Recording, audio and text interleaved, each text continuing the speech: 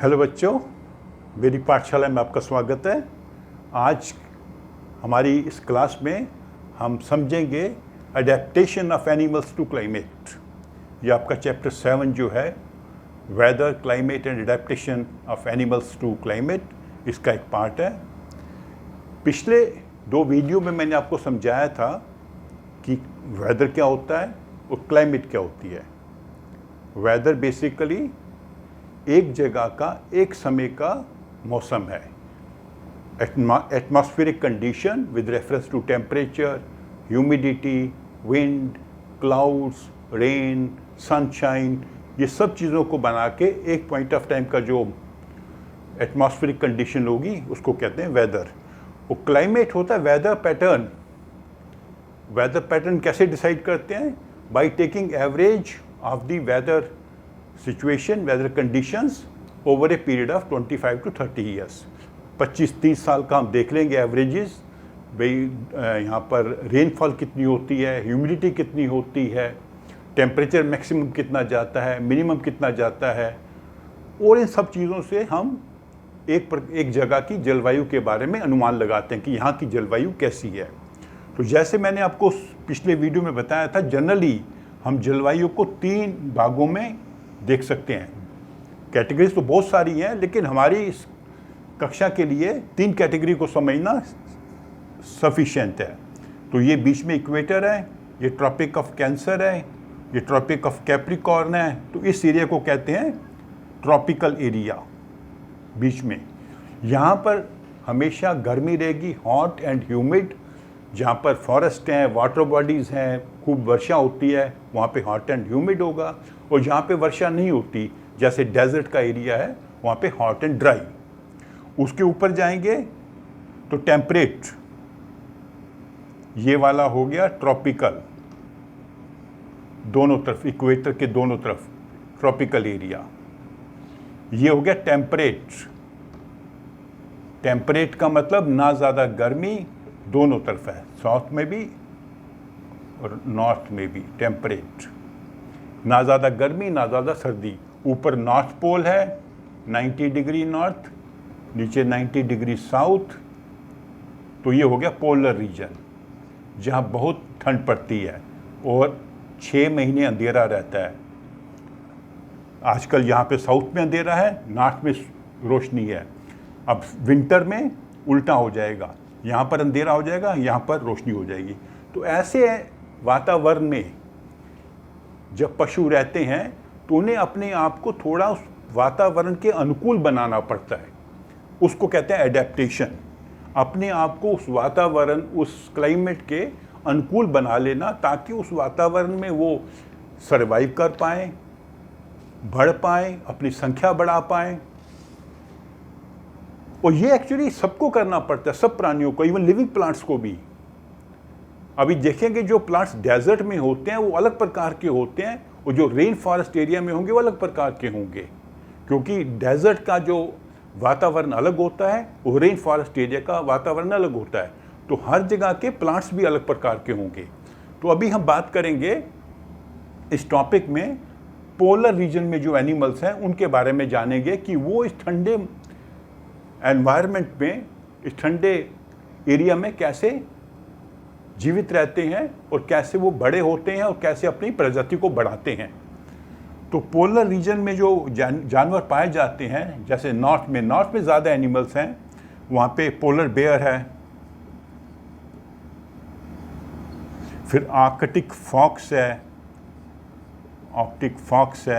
Arctic hair है, ठीक है, वॉलरस होती है यहाँ पे, मस्क ऑस्क होता है,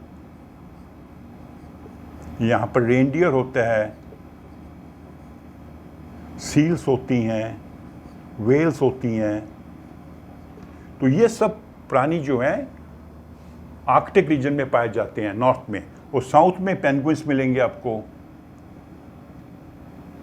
वहाँ पे एलिफेंट सील मिलेगी, वहाँ भी मिलेंगे ये वेल्स, वॉलरस। वहाँ पे reindeer, fox, hare, polar bear नहीं है साउथ में। पेंगुइन हमेशा साउथ में मिलेंगे और पोलर बियर मिलेंगे नॉर्थ में। तो अभी हम थोड़ा सा समझ लेते हैं, इस टॉपिक में हम पोलर रीजन की बात करेंगे कि वहाँ के प्राणी जो हैं मुख्यतः पोलर बियर और पेंगुइन और जो कुछ पक्षी हैं वो कैसे सर्वाइव करते हैं इस एक्सट्रीम कंडीशन में।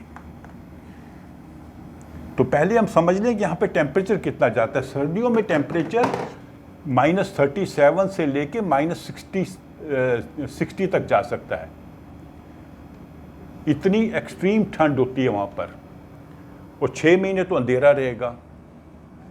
तो वहाँ पे जो प्राणी रहते हैं, जैसे पोलर बेयर की बात करें तो पोलर बेयर इसके कुछ ओवर द ईयर्स, ये जो मैंने बताया ना, जो एवोल्यूशन होता है इनमें जो चेंजेस आती हैं ताकि उस एनवायरनमेंट में या उस वातावरण में बढ़ पाएँ, जी पाएँ, सर्वाइव कर पाएँ, ग्रो कर पाएँ, तो उनके अंदर कुछ विकास होता है, कुछ मानसिक शक्तियाँ और शारीरिक शक्तियाँ उनको मिल जाती हैं जिससे उस वातावरण में वो सर्वाइव करते हैं, ग्रो करते हैं और अपनी प्रजाति को बढ़ाते हैं। तो पोलर बेयर का क्या है, एक तो इसकी फर होती है वाइट कलर की, thick fur, white thick fur. White क्यों होती है?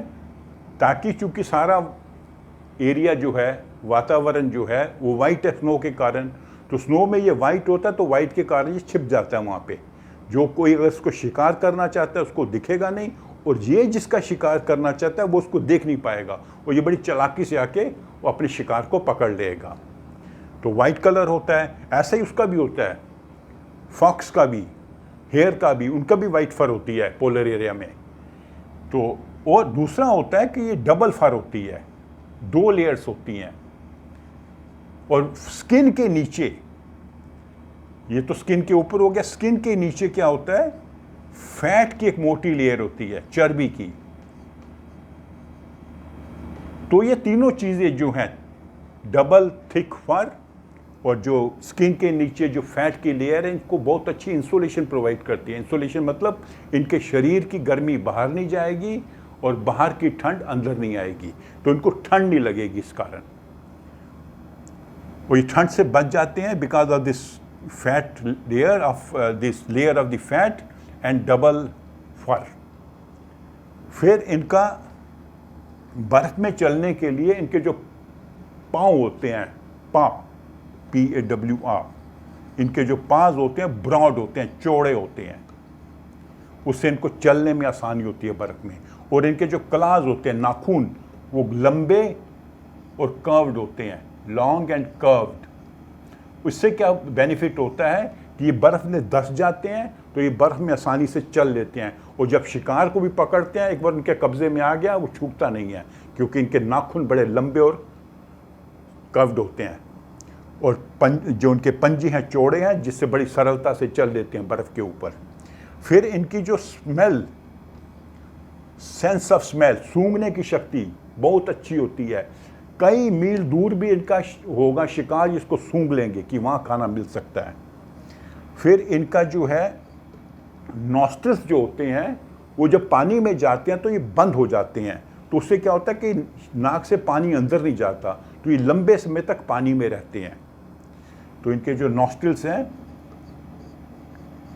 वो क्लोज हो जाते हैं पानी के अंदर, तो they can remain under water for a long time. और गर्मियों में इनको पानी के अंदर ज़्यादा रहना पड़ता है, क्योंकि इनकी डबल लेयर है फर की और फैट की लेयर है स्किन के नीचे। तो अगर ये गर्मियों में पानी में ना रहें तो इनको बहुत ज़्यादा गर्मी लगेगी, क्योंकि हीट तो बाहर निकल नहीं रही है, और ज़्यादा तेज़ चल भी नहीं सकते गर्मियों में। ज़्यादा तेज़ चलेंगे तो इनको बार बार रेस्ट करना पड़ता है, ताकि शरीर का टेम्परेचर जो चलने से बढ़ा है, क्योंकि एक्सरसाइज से टेम्परेचर बढ़ता है। हम लोग भी जब एक्सरसाइज करते हैं तो टेम्परेचर बढ़ जाता है, अगर हम तेज़ी से चलेंगे तो शरीर का टेम्परेचर बढ़ जाएगा। तो टेम्परेचर को घटाने के लिए उनको वेट करना पड़ता है, या लंबे समय तक पानी के अंदर रहना पड़ता है। तो इन सब फैकल्टीज़ के कारण ये जो है वहाँ पर पोलर रीजन में, जहाँ पे इतनी ठंड होती है, ये सर्वाइव कर लेते हैं और अपनी प्रजाति को बढ़ाते भी हैं। ठीक है, अभी हम आते हैं दूसरे प्राणी के ऊपर जो आमतौर पर साउथ में पाया जाता है, पेंगुइन। तो पेंगुइन कैसे सरवाइव कर जाते थे भयंकर ठंड में? तो पेंगुइन के भी कुछ एवोल्यूशन हुआ है।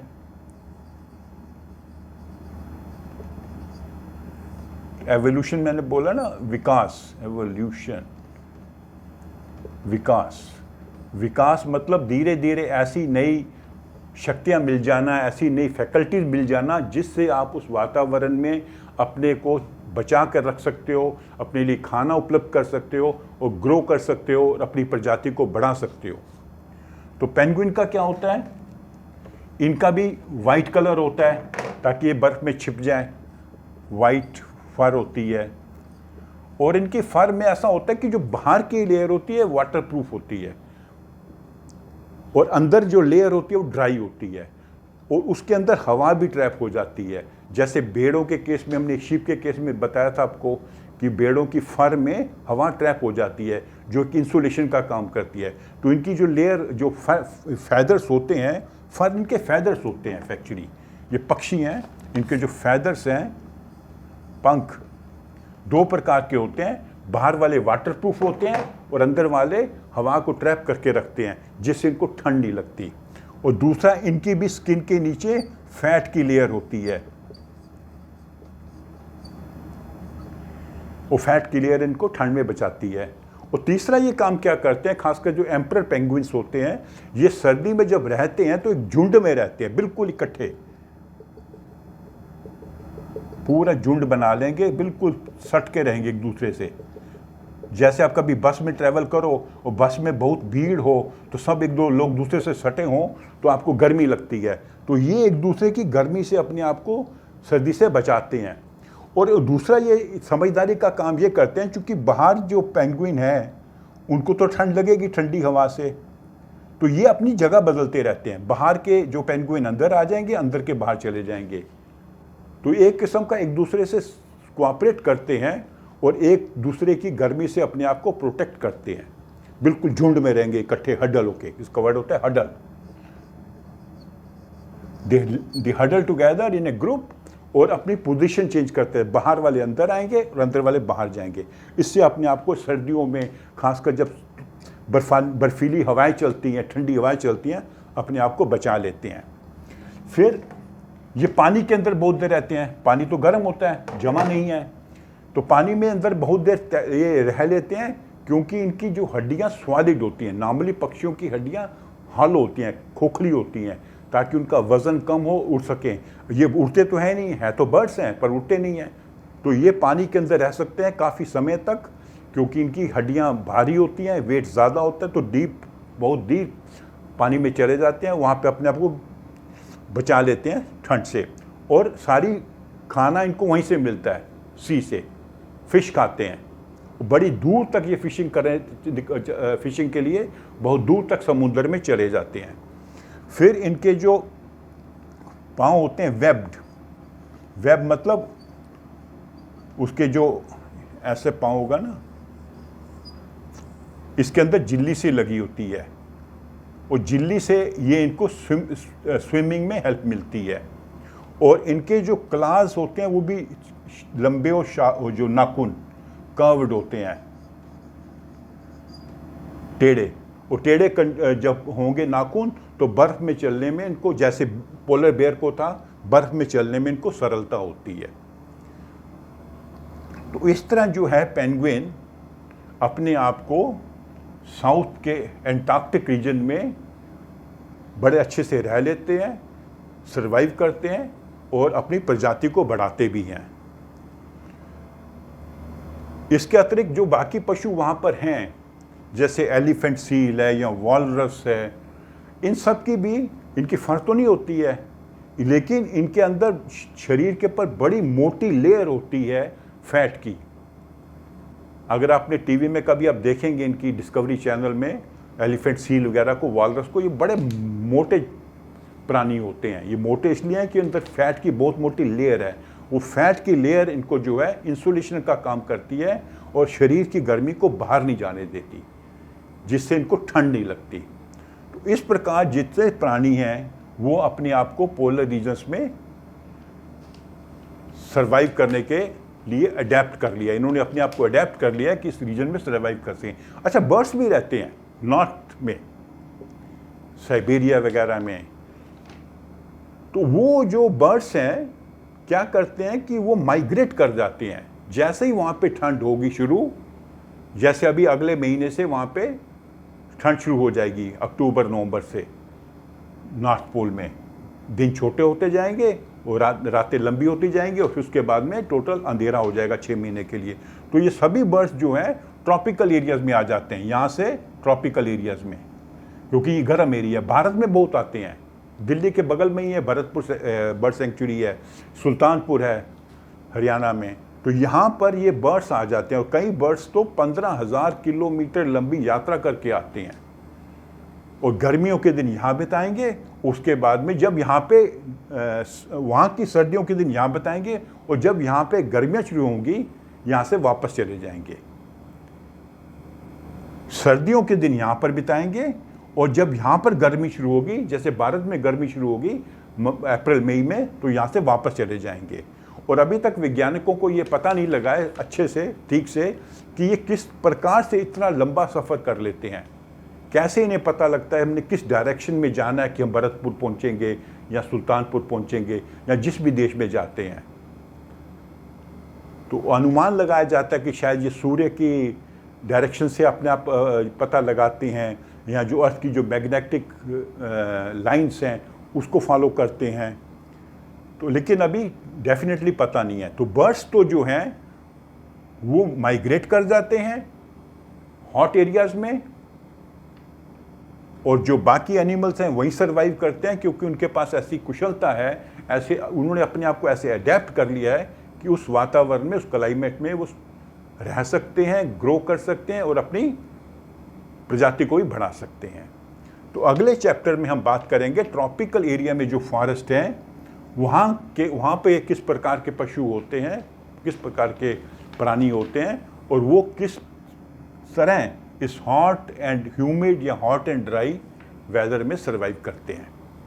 तो अगर आपको ये वीडियो अच्छी लगी है इसे आप लाइक करें, अपने फ्रेंड्स के साथ शेयर करें और मेरे चैनल को सब्सक्राइब करें। Thank you.